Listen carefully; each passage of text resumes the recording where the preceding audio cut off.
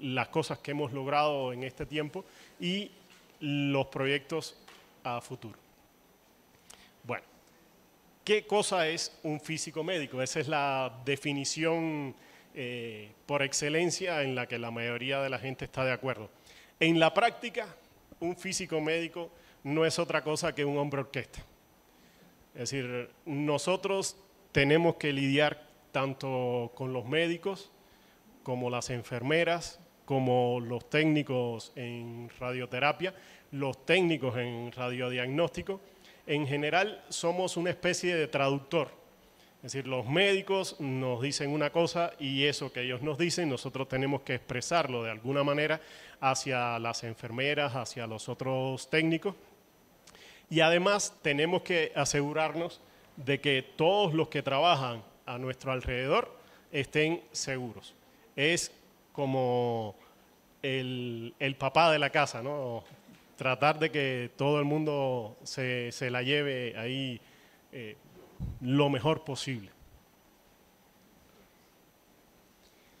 Pero además, el físico médico no es únicamente dado en un ambiente, ¿no? Los físicos médicos pueden trabajar en diferentes áreas, como está la académica, la parte de la industria y la parte clínica, que es donde nosotros nos desarrollamos. Pero la mayoría de las veces, otra vez se vuelve un poco difuso en dónde termina la academia, dónde empieza la clínica y dónde empieza la industria. Es histórico que, por ejemplo, el equipo con que nosotros trabajamos en cancerología, la tomoterapia, fue un equipo diseñado completamente por físicos que trabajaban en la academia y se dedicaron a la parte clínica. Entonces, ahí eso está completamente borroso porque lo hicieron absolutamente todo. Hay otras partes en las cuales sí se ha diseñado específicamente un equipo desde la parte clínica y otros desde la parte académica. En la parte académica, aparte de desarrollar la formación de otros profesionales, hay personas que se dedican puramente a la investigación para el desarrollo de modelos como los que fueron presentados en el mini simposio. Por ejemplo, tengo conocimiento de un modelo del funcionamiento de los músculos, modelos de funcionamiento de órganos y sobre todo modelos de cómo se distribuyen las dosis dentro de un material específico. En la parte de la industria, pues les puedo comentar que yo empecé precisamente en el diseño y construcción de equipos para la medicina y para el diagnóstico médico que no tenían que ver con lo que actualmente estoy haciendo. Sí, era un sistema que tenía que ver con la medicina, pero no eran específicamente aceleradores ni equipos que entregaban este tipo de radiación. Y en la parte clínica es fundamentalmente la atención a la salud de los pacientes. En el caso de la clínica, los pacientes son la cuestión más importante, pero los pacientes no vienen solo a radioterapia. Está la parte de medicina nuclear, está la parte de diagnóstico, la parte de radioterapia, y a todos nos envuelve lo que es la protección radiológica, que es la base de todo lo que nosotros hacemos. La protección radiológica no solo de los pacientes, sino del personal que trabaja entregando los tratamientos, del personal que da las imágenes y del medio ambiente en general. Nosotros tenemos que estar a cargo de la protección de las personas, de la seguridad de las fuentes y de que podamos trabajar en un ambiente que genere la menor cantidad de inseguridades para la población. En la clínica, la radioterapia es una de las vertientes que se utilizan para la lucha contra el cáncer, siendo la que más conoce la población la cirugía, luego la quimioterapia y la radioterapia. Todo ello es para combatir al cáncer. El cáncer es un monstruo, pero ese monstruo realmente no es tal cosa, es una parte propia de nuestro cuerpo.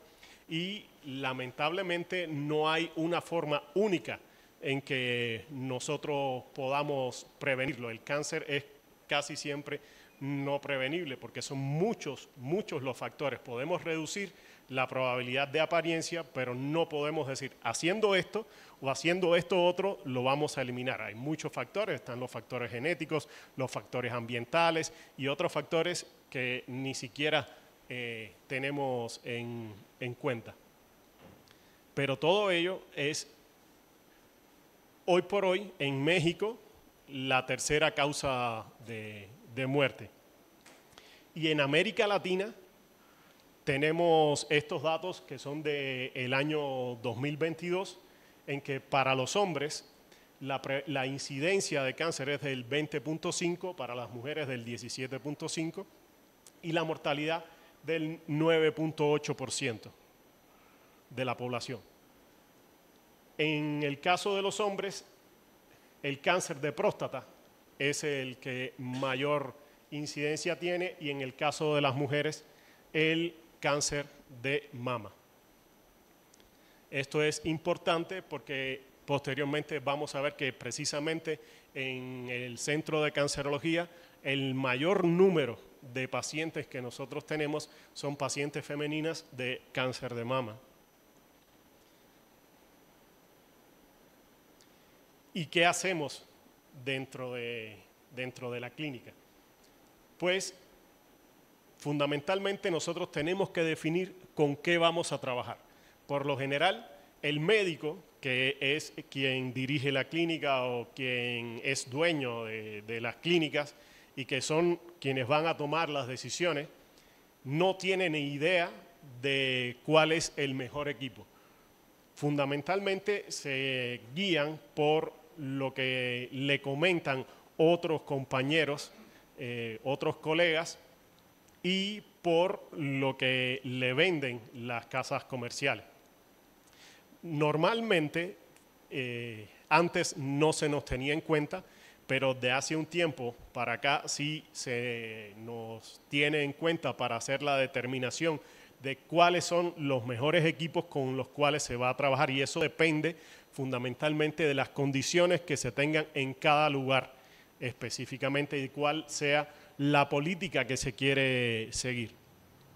Nosotros debemos hacer una determinación desde el punto de vista técnico de cuál es la mejor tecnología con que se puede trabajar en cada caso. Depende del número de pacientes que se quieren atender, la calidad final del tratamiento que se quiera lograr y de cuánta diferenciación tecnológica se quiere alcanzar para obtener unos resultados determinados. Una vez que tenemos los equipos, pues nosotros somos los responsables de decir, sí, ese equipo que yo te dije que debíamos adquirir tiene las condiciones adecuadas para dar los tratamientos, para hacer lo que nosotros queríamos lograr y vamos a hacerlo y lo voy a demostrar con estas pruebas. Pero una vez que yo hice esas pruebas iniciales, tengo que posteriormente asegurarme de que esas condiciones iniciales en que fue adquirido el equipo son mantenidas en el tiempo. Entonces se hace un calendario de pruebas diarias, mensuales, semestrales y anuales para que todos estemos seguros de que lo que estamos haciendo se está haciendo bien a medida que corre el tiempo. Y por último, todo esto requiere de recolección y análisis de los datos, no solo de los datos de los equipos, sino de los datos de la irradiación que están recibiendo los pacientes, de la irradiación que están recibiendo el personal que trabaja con estos equipos, porque a final de cuentas tenemos que de alguna manera asegurar la salud del paciente y de nuestros trabajadores. Otro de los puntos críticos es el cálculo de blindaje. A nivel internacional existen normas para reducir la probabilidad de los efectos que podría causar la radiación en los humanos. Y para asegurarnos de que en ningún momento vamos a rebasar los niveles de radiación que pudieran ser nocivos, pues tenemos que garantizar un blindaje adecuado de cada una de las instalaciones. En el caso del Centro Estatal de Cancerología, las áreas susceptibles era la de tomoterapia y el área de braquiterapia. Estas dos áreas son donde mayor radiación se produce y por eso debíamos asegurar los niveles de radiación en cualquier momento. Para eso utilizamos modelos matemáticos que describen el comportamiento de la radiación en el espacio para cada una de las componentes de esa radiación, la radiación primaria, la radiación de fuga y la radiación dispersa. La radiación primaria es la que emite el acelerador directamente y que puede incidir en cualquiera de las paredes que nosotros queremos blindar. La radiación de fuga es la que emite el acelerador en todas direcciones por el simple hecho de estar produciendo radiación, y la radiación dispersa es cuando la radiación primaria incide primero en el paciente y luego se dispersa en el resto del espacio. Con estos modelos pues podemos obtener una distribución en dos dimensiones de cómo es que el blindaje puede ayudar a reducir esos niveles. Si ustedes se fijan, aquí tenemos una reducción de 10 a la 6 a la 10 a la menos 4 gracias al blindaje de las paredes que pudimos controlar. En el caso de la braquiterapia, pues la fuente de radiación tiene un nivel un poco más bajo y la caída de la dosis es de 10 a la 6 a 10 a la menos 2, con un área que debemos cuidar, que es el área de la puerta de entrada, que por una cuestión de factibilidad, que necesitamos que esa puerta se cierre y se abra con mayor facilidad, porque por ahí tienen que pasar la camilla de los pacientes con una frecuencia mucho más rápida, pues no podemos tener una puerta que sea demasiado pesada, y por eso pues se prefirió dejar un espacio marcado en la práctica con una línea en la cual, mientras se está haciendo la irradiación del paciente, mientras el paciente está en tratamiento, pues no se debe pasar de esa línea. Eso es algo que tenemos que estar alertas y que tenemos que instruir a todos los trabajadores para que se cumplan las medidas de protección que nosotros implementamos. Y como les decía anteriormente, el mayor tiempo, la mayor parte del tiempo nosotros estamos dedicados a el tratamiento de un paciente. El resto del tiempo es lo que nos queda para tratar de hacer investigación por amor al arte y para entrenar al resto del personal. Eso es imprescindible. Lo fundamental que debemos hacer en el tratamiento del paciente es, y lo cual nos lleva mucho tiempo, es la dosimetría física. Dosimetría física se le llama en nuestro mundo a aquella dosimetría que hacemos con instrumentos de medición.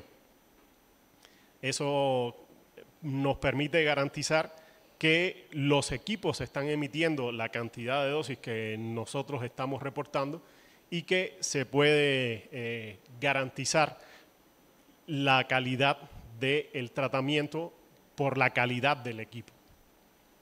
En el caso de la dosimetría clínica, es la dosimetría que no medimos. Es una dosimetría que estimamos mediante sistemas de cálculo y que nos permiten obtener las curvas de isodosis y las distribuciones de dosis dentro de cada paciente, y que al mismo tiempo nos permiten obtener un indicativo de la calidad del tratamiento que estamos dándole a un paciente.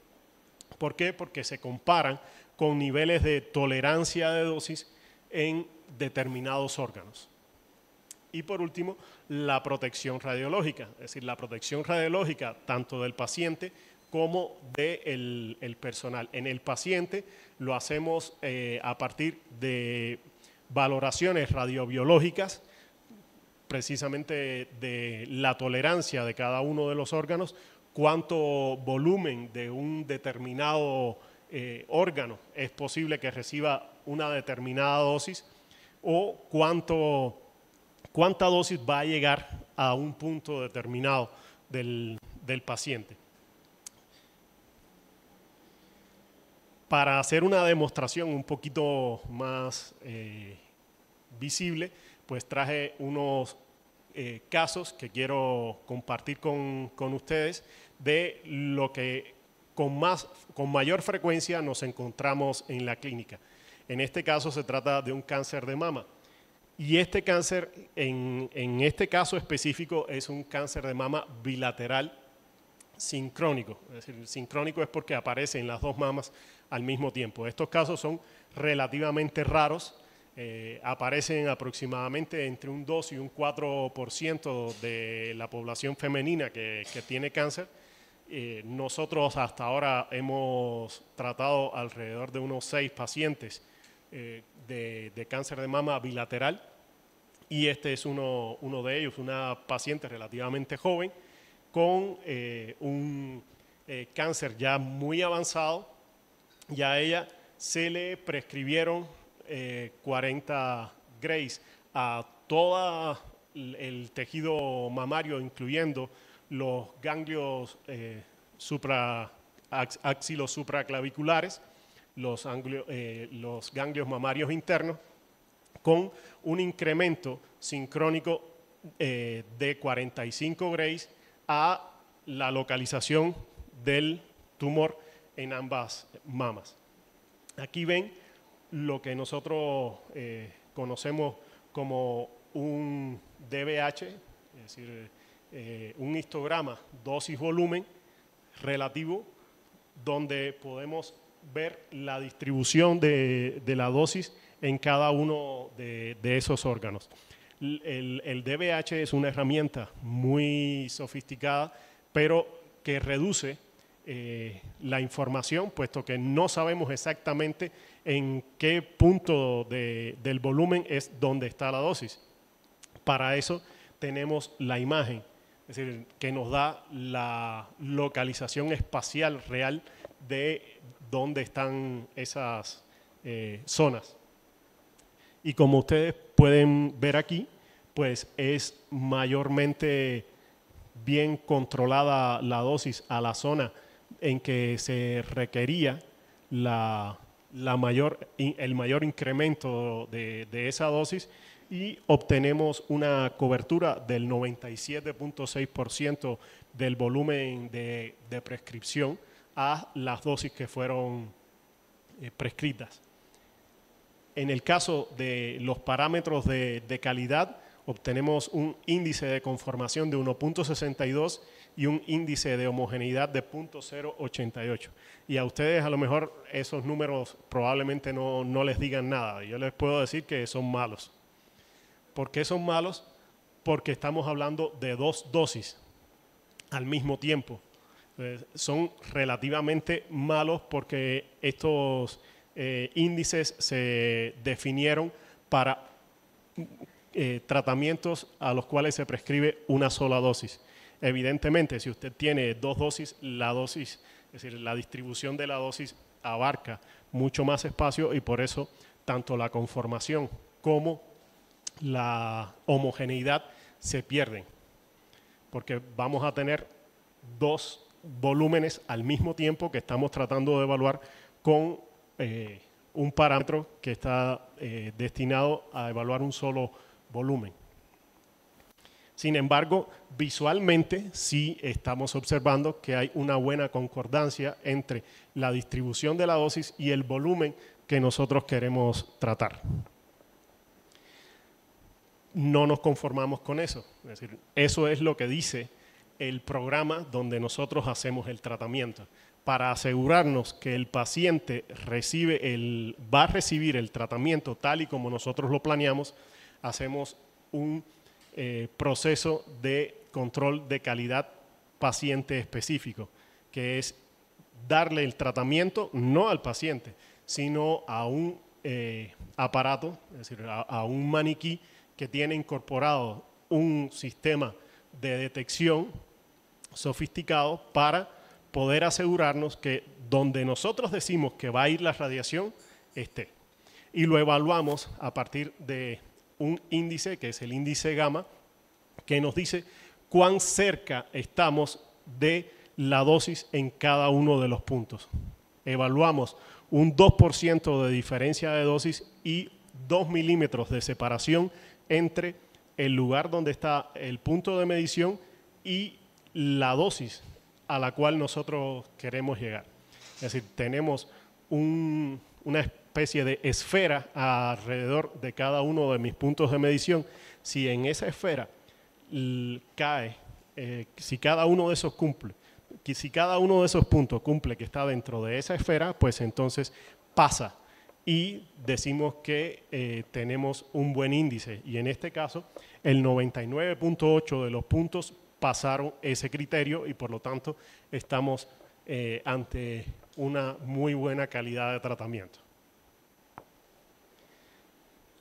No paramos ahí. Una vez que nuestro sistema entregó el tratamiento, podemos hacer una evaluación entre lo que nosotros planeamos que queríamos darle y lo que realmente recibió el paciente.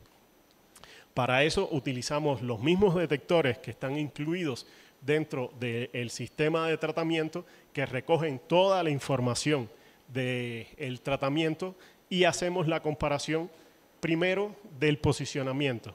Y si ustedes se fijan, el posicionamiento que se obtuvo en la simulación no es más que la obtención de un modelo imagenológico virtual de mi paciente que nos va a representar cómo estaba el paciente cuando hicimos ese estudio de simulación, y el azul, que es la tomografía o el modelo real que tiene el paciente a la hora del tratamiento. Si esos dos modelos coinciden, pues entonces nosotros podemos decir que podemos dar el tratamiento sin mayor problema. Eso se hace antes del tratamiento, pero una vez que ya se entregó el tratamiento podemos evaluar si realmente la decisión de darle el tratamiento en esa posición fue la correcta, y en este caso parece que sí. Una vez que ya nosotros hicimos eso, podemos evaluar la diferencia entre la dosis que fue planeada contra la dosis que fue realmente entregada. Y aquí estamos viendo que hay muy poca diferencia, es decir, todo está muy cerca del cero, no está en cero, pero está muy cerca del cero. Y si estamos hablando de dosis de 3 grays por sesión, hablar de 0.13 grays de diferencia es realmente bajo. Es un error realmente muy bajo, y si se fijan, esos errores están en la interfaz de pulmón-tejido, lo cual es lógico porque la paciente, a pesar de que nosotros quisiéramos que estuviera totalmente quieta, pues no puede dejar de respirar. El tratamiento dura alrededor de 7 minutos y decirle a alguien aguanta la respiración por 7 minutos no es algo realmente factible. Hay sistemas, que no es nuestro caso, hay sistemas que son capaces de seguir el movimiento, ya sea de una región o del volumen. Nosotros no podemos hacerlo. Sin embargo, a pesar de eso, obtenemos buenos resultados. Fíjense, aquí están las mayores diferencias y aquí está la otra gran diferencia. La otra diferencia está precisamente en el hígado, porque el hígado también se mueve. Es decir, una vez que uno empieza a respirar, el hígado también se mueve. Y el pulmón es una zona en la cual hay muy baja densidad y se deposita poca dosis. El sistema calcula poca dosis en esa área. Cuando entra el hígado, que tiene una mayor densidad, se deposita mayor dosis y eso es lo que estamos viendo acá. Sin embargo, es tolerable.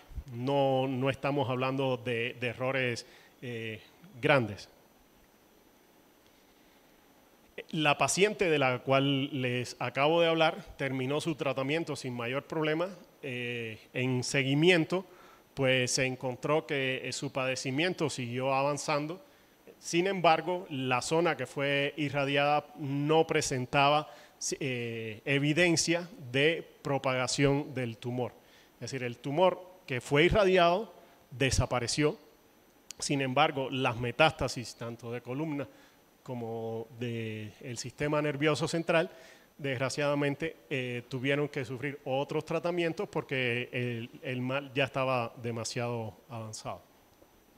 Este es otro paciente, es decir, podía haber presentado cáncer cervicuterino, pero ustedes vieron que también en la parte de pelvis, en los hombres es el que mayor frecuencia está, y entonces decidí incluir uno de próstata en vez de cervicuterino. Es un paciente ya de edad avanzada que tiene un alto riesgo de cáncer, y a este paciente se le prescribieron 3 fases. Una primera fase de 45 Grays en 25 sesiones, seguida. Esa primera fase incluía todo lo que era la cadena ganglionar, las glándulas seminales y la próstata. Y una última fase, es decir, una segunda fase de las glándulas seminales y de la próstata, y una última fase únicamente a la próstata, para llegar hasta 81 Grays aplicados a la próstata.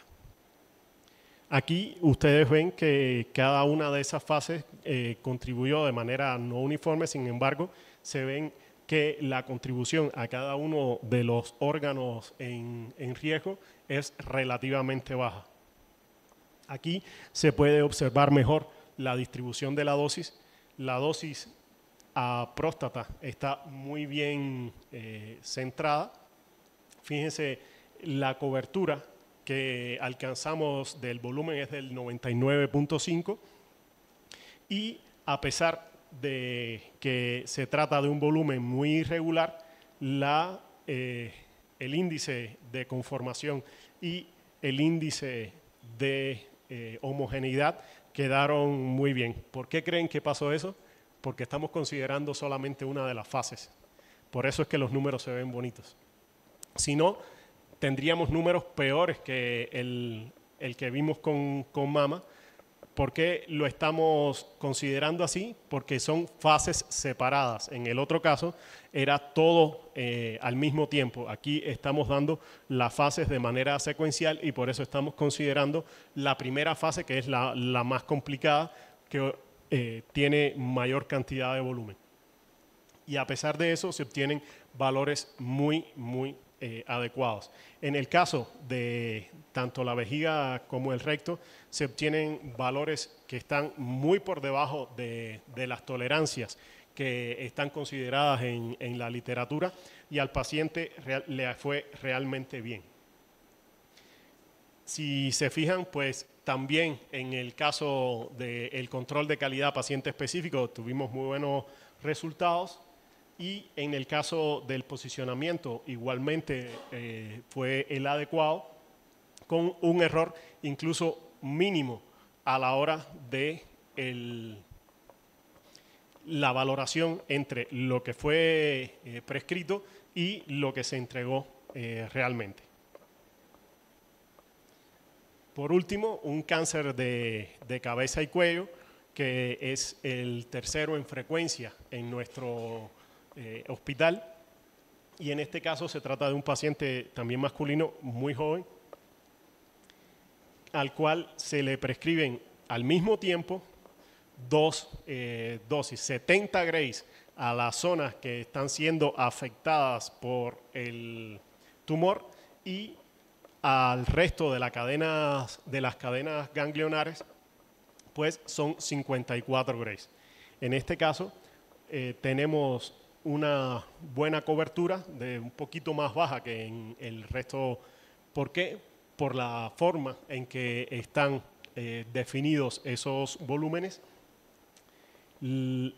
Tanto la cobertura como la homogeneidad están en buenos números y la médula está bien protegida. La mandíbula tiene una tolerancia a la radiación relativamente alta, pero si se pasa de 70 grays puede sufrir muerte del tejido, y si se necrosa el tejido puede causar la muerte del paciente.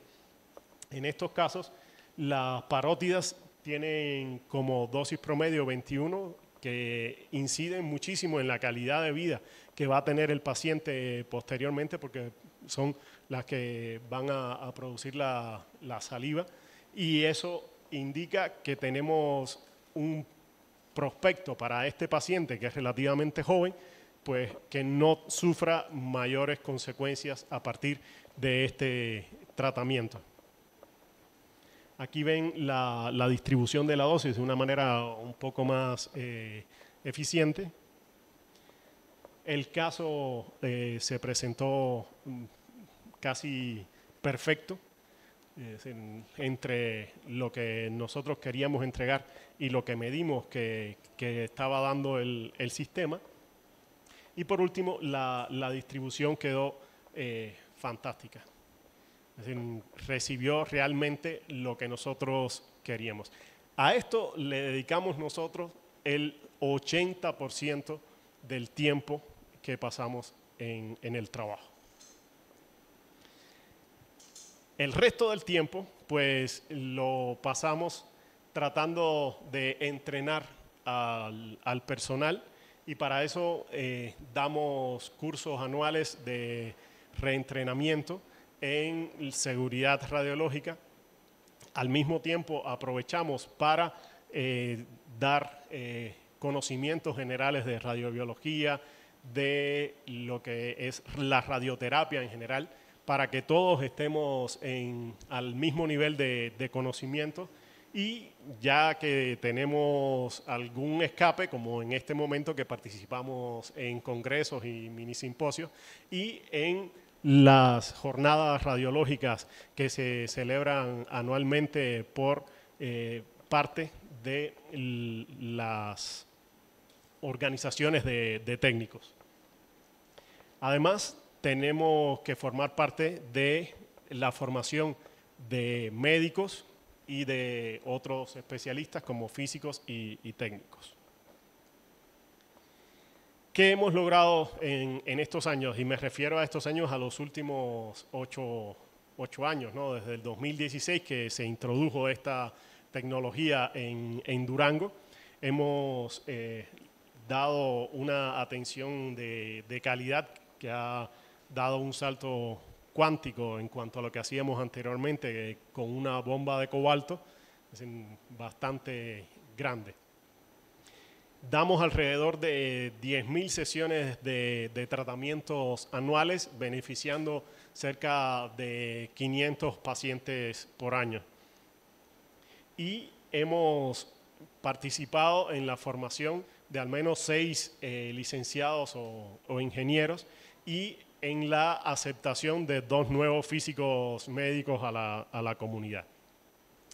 Pero además, justo en diciembre del año pasado, pudimos efectuar el octavo congreso de la Federación Mexicana de Organizaciones de Física Médica, aquí en Durango. Fue el primer congreso que se celebró fuera de las grandes ciudades de México, y afortunadamente fue muy bien recibido. Además, en este tiempo hemos logrado la publicación de 2 artículos en revistas indexadas, no en super revistas, pero al menos 2 artículos en revistas indexadas, y eso es mucho, mucho decir.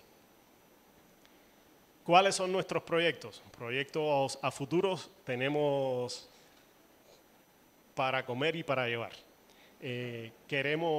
Estamos trabajando en un porcentaje de eficiencia que nos mida de alguna manera el desempeño de los aceleradores lineales de tipo clínico.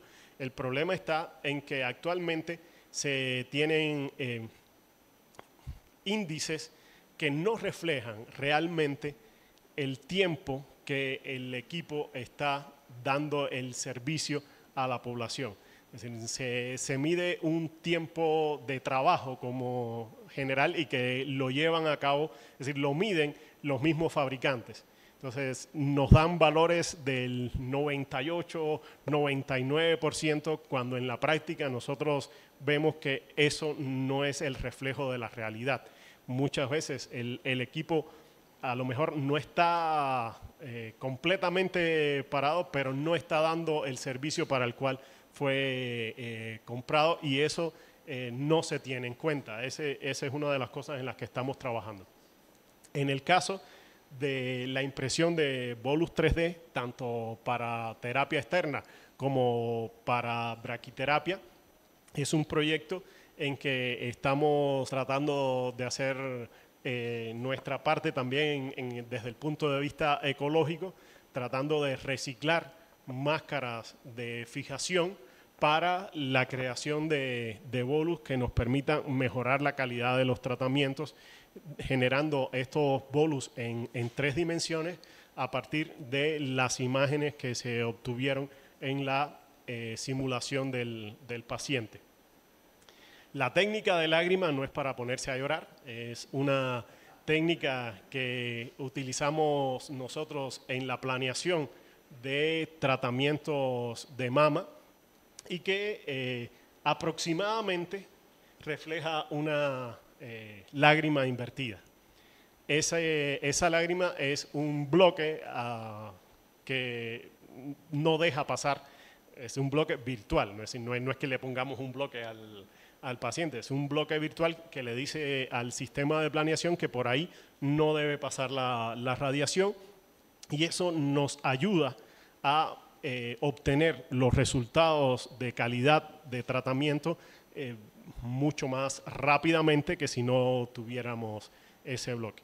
Pero con los datos que hemos coleccionado de la implementación de esta técnica, nosotros queremos valorar numéricamente cuánto ha mejorado la calidad del tratamiento, es decir, cuánto realmente es la calidad que le estamos dando a nuestros pacientes. Y además queremos seguir optimizando el tiempo que le invertimos a la planeación, y por lo tanto quisiéramos establecer algún tipo de inteligencia artificial que a partir de parámetros que podemos medir al inicio de la planeación nos digan hasta dónde podemos llevar esa planeación. Cuando yo trabajaba en la industria siempre me decían que lo malo no es el primer enemigo de lo bueno. El primer enemigo de lo bueno es lo excelente. Es decir, uno puede tratar de lograr la excelencia e invertir tiempo y recursos en algo que realmente no te va a aportar mucho más de lo que estás alcanzando ahora. Y nosotros en la radioterapia y en las radiaciones en general debemos seguir el principio ALARA. Es decir, en inglés es tan bajo como sea razonablemente posible. Y eso de razonablemente es difícil de lograr, porque lo que es razonable aquí quizás no sea razonable para otra persona en otro lugar. Por eso es que queremos hacer este tipo de implementaciones que nos diga, a partir de determinados parámetros que podemos medir inicialmente, hasta dónde podemos llevar la calidad de un tratamiento. También en la parte de braquiterapia queremos hacer el procedimiento que estuvo discutiendo el físico Isaac en el mini simposio, de mejorar la calidad de la planeación, tratando de mejorar el modelo para el cálculo de la dosis en los tratamientos de braquiterapia, pero además tenemos otro proyecto relacionado con la impresión de dosis superficial en 3D. Eso es algo un poquito más ambicioso, pero es algo que creemos que se puede lograr. Y por último, tenemos otro proyecto de calidad en tomografía computarizada para tratar de, con los elementos que tenemos nosotros, que son muy pocos, probablemente a ustedes les pase también, tienen recursos limitados y son fundamentalmente dedicados a un área. Entonces, el área que no se ve beneficiada, pues no tiene tantos recursos, pero con los que tiene que subsistir. Y es lo que estamos tratando, es decir, con los elementos de radioterapia, tratar de mejorar la calidad de lo que estamos haciendo en tomografía. Y eso es todo.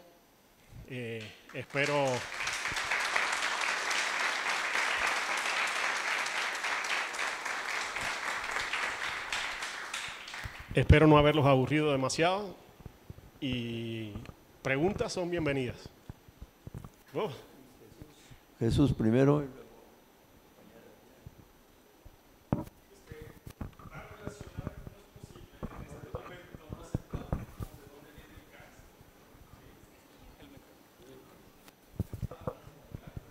Bueno, para las mastografías usan impedancia eléctrica.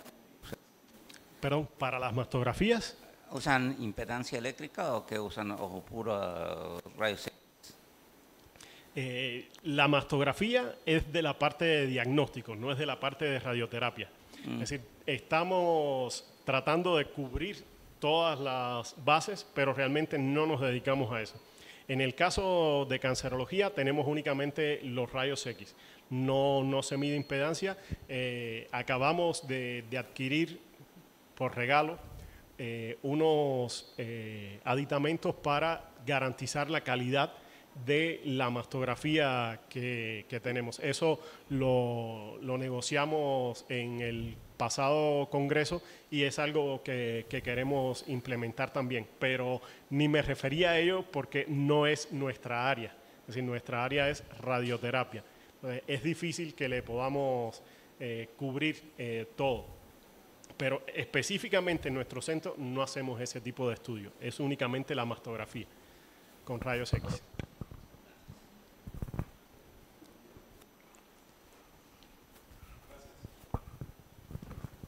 Es relacionado con una pregunta general que quizás todos nos hacemos. ¿Por qué no sabemos de dónde viene el cáncer? Claro, esto es muy médico, muy genético, no sé. Es decir, no es que no sepamos de dónde viene. Es decir, sabemos que el cáncer está relacionado a mutaciones que sufre la célula. Ahora, el por qué una célula determinada sufre una mutación y otra no. Vimos igual. Bien. ¿Cómo está el índice de enfermos aquí en Durango de cáncer, hombres y mujeres? ¿Es muy frecuente? Porque sí, hay teorías de que en la sierra hay uranio, eso a lo mejor está afectando. Eso es algo discutible. En el planeta hay zonas que tienen un nivel de radiación de fondo que es más elevado que en el resto. Esas zonas se han estudiado y en esas zonas no existe una tasa de cáncer superior al resto. El cuerpo humano tiene maneras de luchar contra el cáncer que han estado disponibles desde que existe vida sobre el planeta y que siguen funcionando hasta el día de hoy. Y es por eso que a la gran mayoría, fíjense que vimos las tasas y que están alrededor del 20%. Es decir, la gran mayoría, el 80% de la gente, pues no tiene cáncer. 20% es un número muy alto, pero la mayor cantidad de población no tiene cáncer. Entonces, esos mecanismos naturales existen, funcionan y funcionan muy bien para el 80%, pero nadie quiere estar en el 20%. Ese es el gran problema. Pues muchas gracias.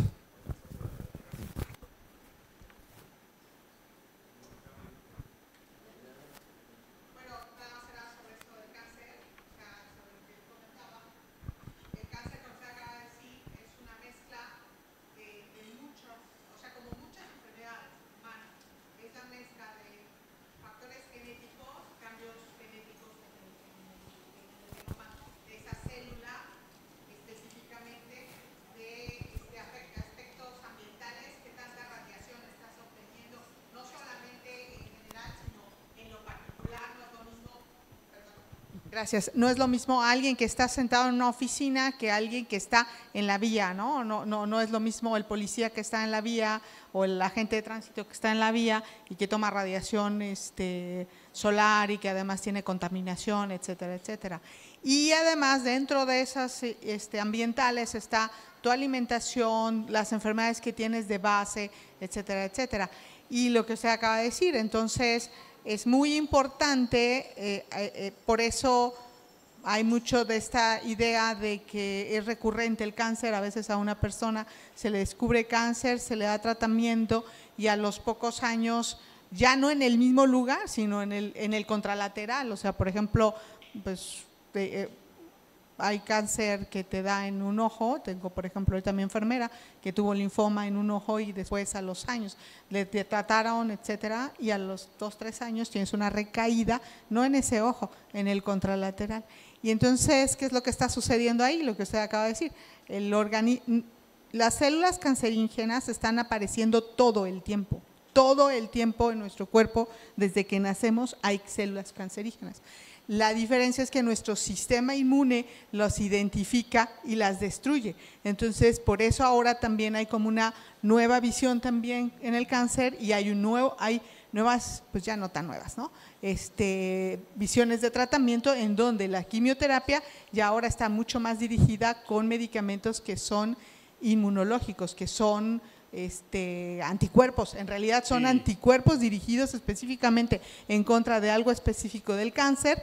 Y entonces, pero en realidad, pues igual, también la inmunología es un mundo inmenso. Ahora que hablaron, por ejemplo, de infección, por ejemplo, también de procesos infecciosos, también, ¿no? O sea, tenemos dentro de la propia inmunología una variedad enorme de células, de moléculas que están interaccionando, y entonces pues eso hace que el cáncer se vuelva bastante complejo, el atender cáncer, ¿no? Una de las nuevas vías que se tiene para tratar al cáncer a través de la radioterapia es la entrega de radiación que genere un efecto abscopal, que es tratar un lugar local y que ese lugar local desprenda una respuesta inmune generalizada. Pero para eso se requieren muy altos niveles de dosis. Con lo que mencionaba de que quieren hacer algoritmos para como análisis general de los procesos que están teniendo actualmente en el hospital, mi pregunta es, ¿cómo está la regulación mexicana en ese aspecto? Porque he escuchado que en Estados Unidos, para implementar esa clase de algoritmos, pasan por una cantidad de regulación absurda para poderlos implementar, a pesar de que ya se ha aprobado en varios journals su funcionamiento. Entonces me pregunto, ¿cómo qué aproximación tienen que tomar los hospitales para implementar esa clase de medidas? Pues es una investigación como cualquier otra, tiene que pasar por un comité de bioética o un comité de investigación, y si ellos lo aprueban, entonces se puede continuar. Pero todos ellos ponen determinados requisitos. Si se cumplen con esos requisitos, se puede hacer la investigación sin mayor problema. El mayor problema es tener los recursos para que eso se haga. Eso es.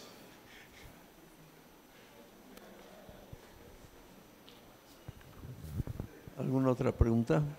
¿No? Bueno, yo tengo una que a lo mejor no es de tu área, digamos, ¿no? Bueno, pero si no puedo, lo peor que puedo decirle es que se refiere al cáncer de próstata, ¿no? O sea, hay muchos tratamientos para el cáncer de próstata, ¿no? Entonces, ¿cuándo se decide que una persona debe ser tratada con radioterapia? Mire, eso es algo complicado y empieza a partir de quién hace el diagnóstico.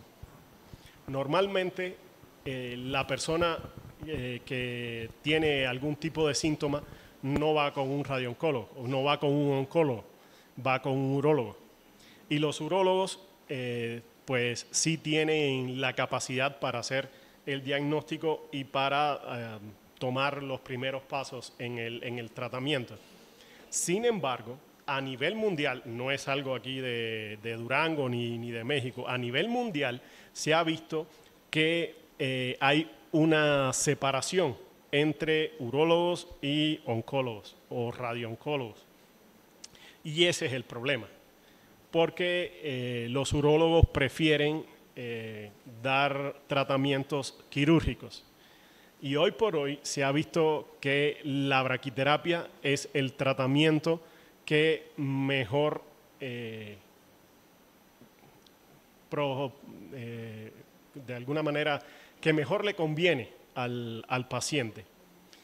Las nuevas tecnologías van haciendo tendencia a llevar a la radioterapia a lo mismo, es decir, a la radioterapia externa al mismo punto que la braquiterapia. Es una tendencia, pero se tiene ya una experiencia tal en la braquiterapia que nos va a llevar unos años llevar la radioterapia externa al punto de la braquiterapia. Ahora, que un urólogo decida no hacer cirugía y pasársela a un oncólogo, yo lo que cuando preguntan recomiendo, es decir, usted vio al urólogo, perfecto, ahora busque una segunda opinión de un oncólogo, ya sea oncólogo clínico o radiooncólogo, cualquiera, ya eso es cuestión de cada cual.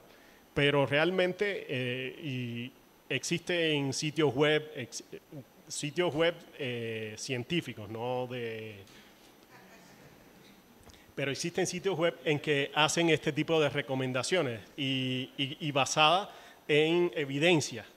Es decir, le ponen tablas, le ponen la descripción del método y para que uno tome la decisión. El problema es que la mayoría no está en español, está en inglés y es una barrera para la toma de decisiones de los pacientes que están a nuestro alrededor. Pero es algo importante conocer que la radiación genera miedo en la población. Sin embargo, no hay evidencia de que el uso correcto de la radiación vaya a generar ningún tipo de malignidad. ¿Alguna otra pregunta? ¿Algo adicional? ¿Sí?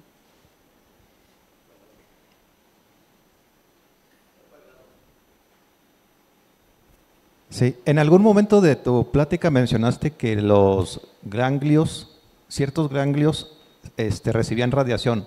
No, bueno, primero pensé que era porque estaban vecinos a la zona, pero después me surgió la duda, también hay casos en los que se irradian a propósito. Es decir, la duda que me surgió después es, ¿allí hay en los ganglios hay células cancerosas que hay que tratar o...?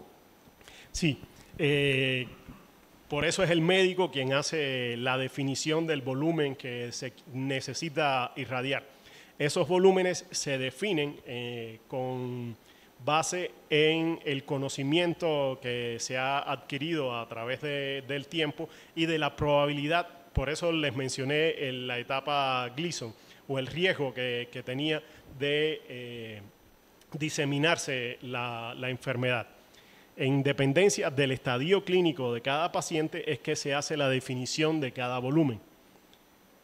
Esos volúmenes tienen que ver con la probabilidad de que alguna célula tumoral haya llegado hasta ese punto.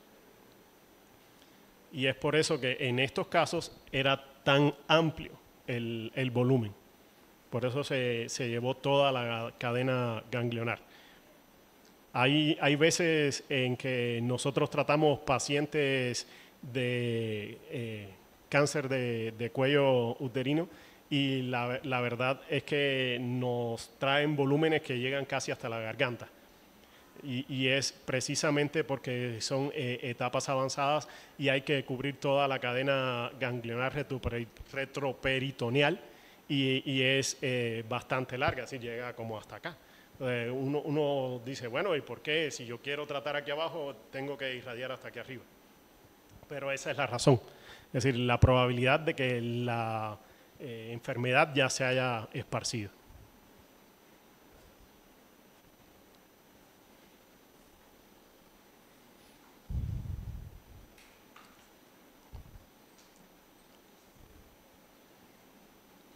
Antes que nada, gracias por la plática, estuvo fabulosa. A medir. Disculpe, no le escucho. Hacías mucho énfasis en la necesidad de medir la cantidad de radiación que se le da al paciente y de no pasar cierto umbral. Supongo que estos métodos pues ya son muy modernos para controlarlo y eso. ¿Qué pasaba cuando se daba más radiación? En otras palabras, ¿cuáles son los efectos secundarios de recibir más radiación de la estrictamente necesaria? Depende de cada órgano, depende de cada sitio.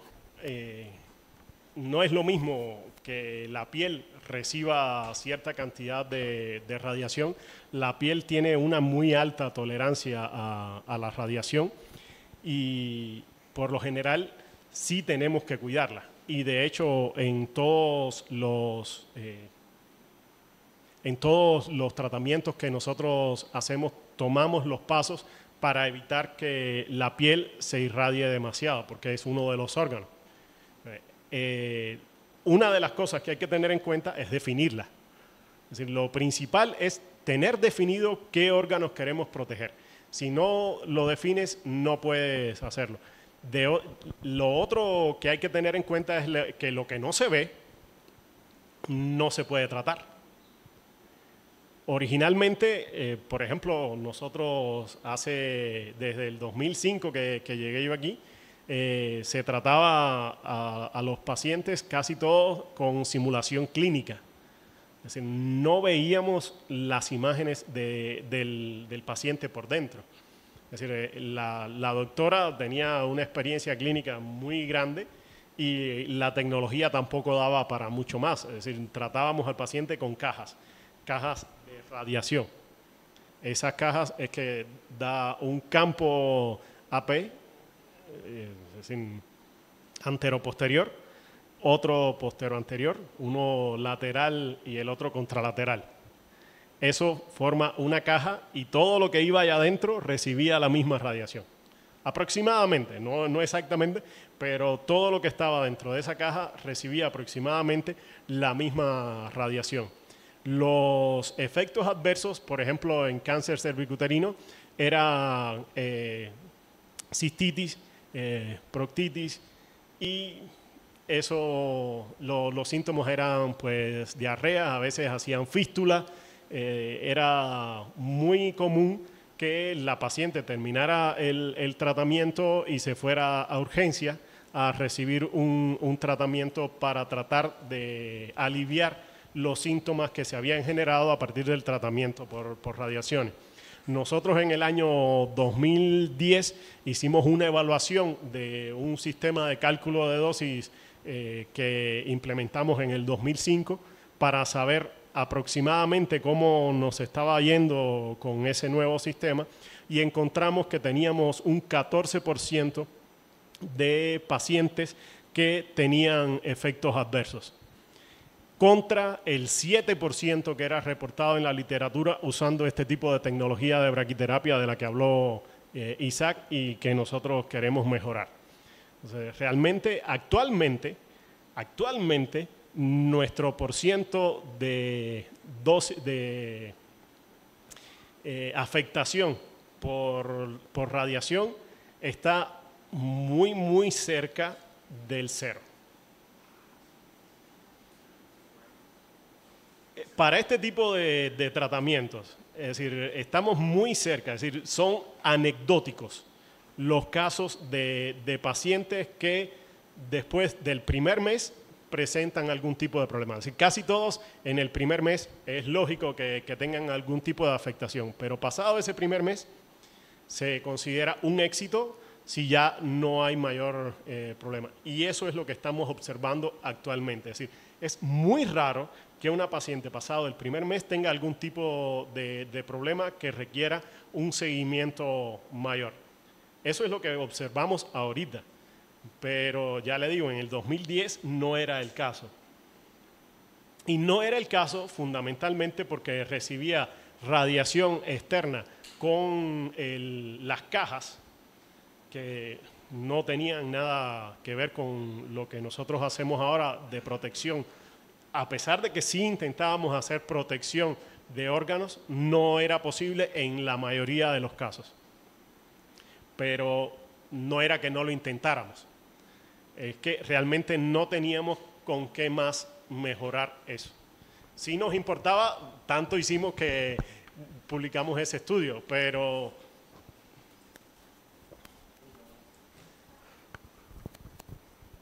en este evento hay matemáticos.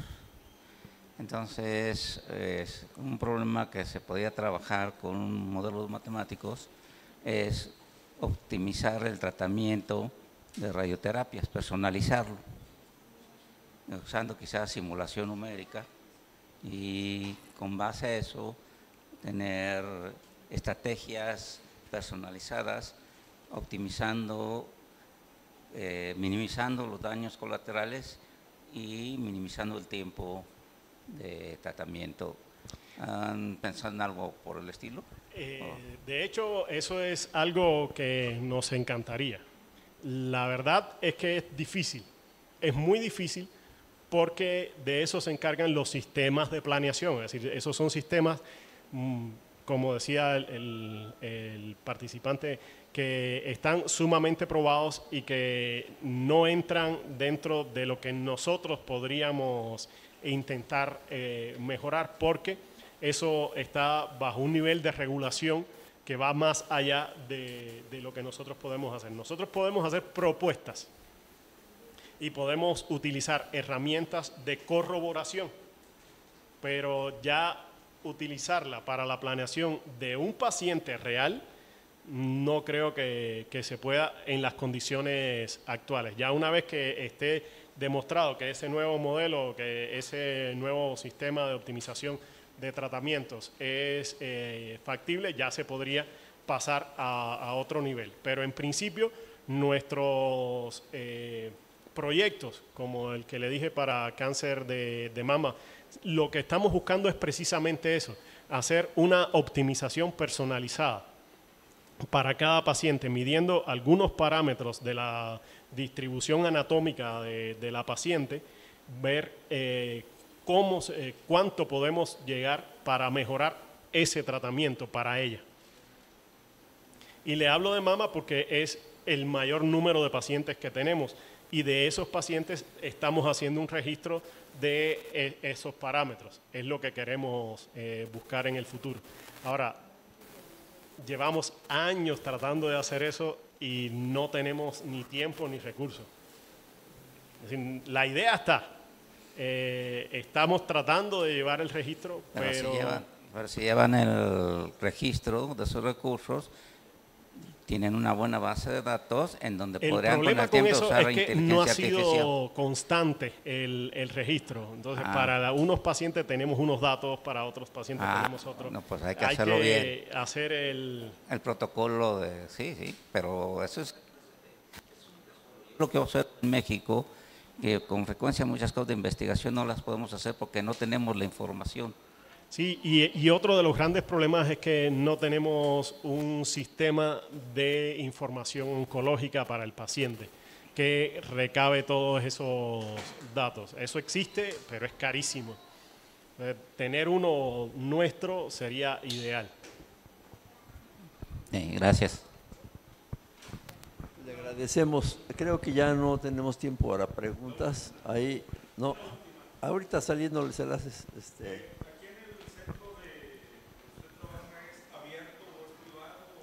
Es público. Es del sistema de salud de Durango.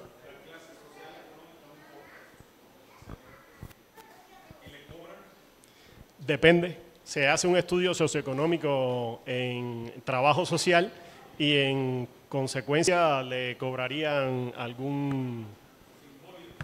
Bueno, le agradecemos a...